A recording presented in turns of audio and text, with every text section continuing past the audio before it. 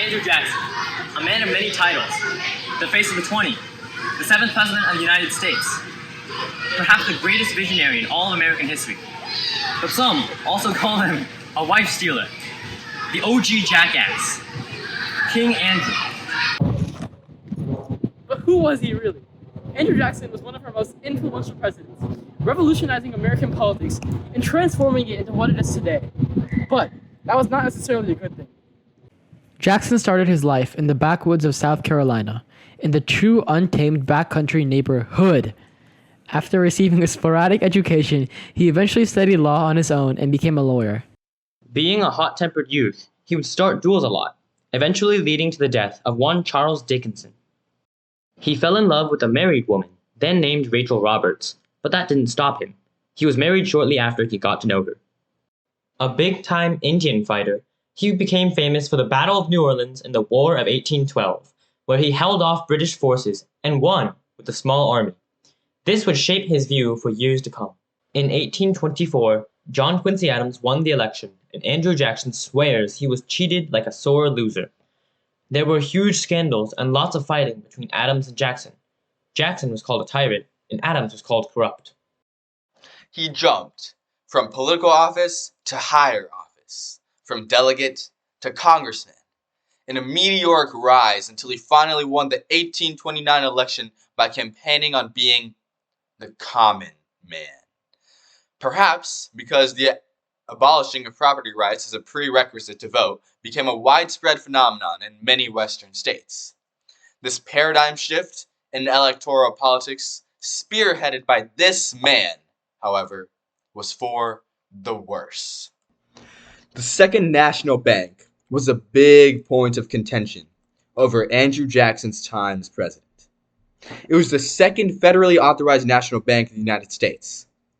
Jackson was not a fan, leading to a series of disputes known commonly as the Bank Wars. Jackson thought the bank was too powerful of an institution, so he vetoed its recharter. He then used his executive power to remove all federal funds from the bank.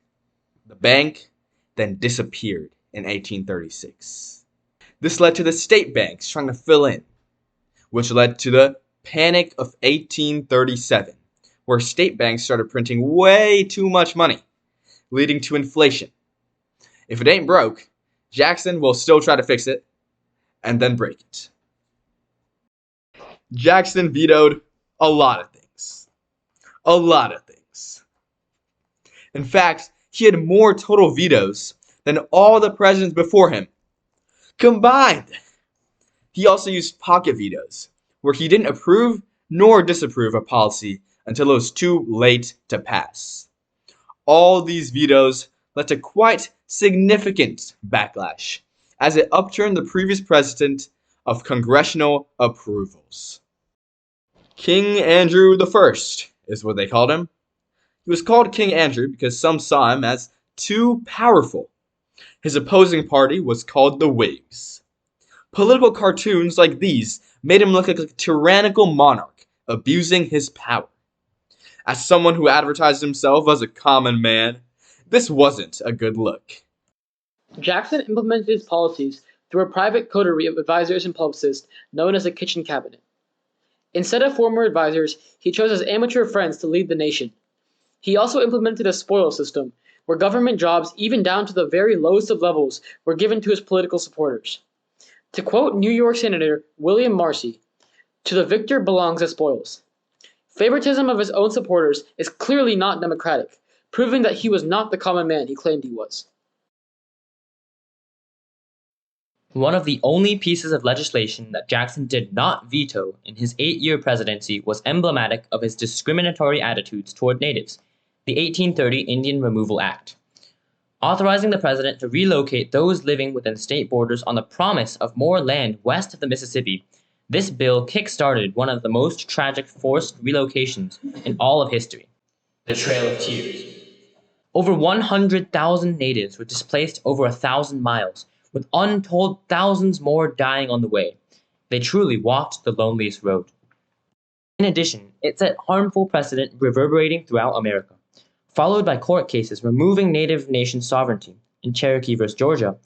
Even subsequent cases that overturned the original Jackson ones failed to constrain him. He relocated the natives anyways. Andrew Jackson's legacy must not only be measured by his impact on the white, land-owning, male population. This settler colonial genocide extends far beyond the scope of almost any other impact he has had on the United States. While some might say that Jackson's venture into populism through his common man talk was a good thing, it ultimately proved detrimental to the American people. Before Jackson, the role of president was reserved for wealthy East Coast educated men. However, Jackson was the first president to properly campaign and truly win the common man's support. This populist framework slowly created massive division in American politics, with people becoming forced to abandon independent thinking and adopt a partisan approach, taking sides and denouncing the other. Jackson's foolish campaign brought forth an era of mob rule, where elections essentially became popularity contests. Although Jackson's handling of the 1832 nullification crisis, where he rejected South Carolina's attempt to nullify a tariff unconstitutionally, was arguably a net positive for the nation, doing one's job should not be deemed an extraordinarily positive act. If a firefighter putting out a fire is commonplace, then Jackson's unificatory action should be deemed likewise. Jackson not only hurt the country during his reign, but he also badly influenced the future of the USA. His face may be on the 20, but he also committed plenty of atrocities. May he live in infamy.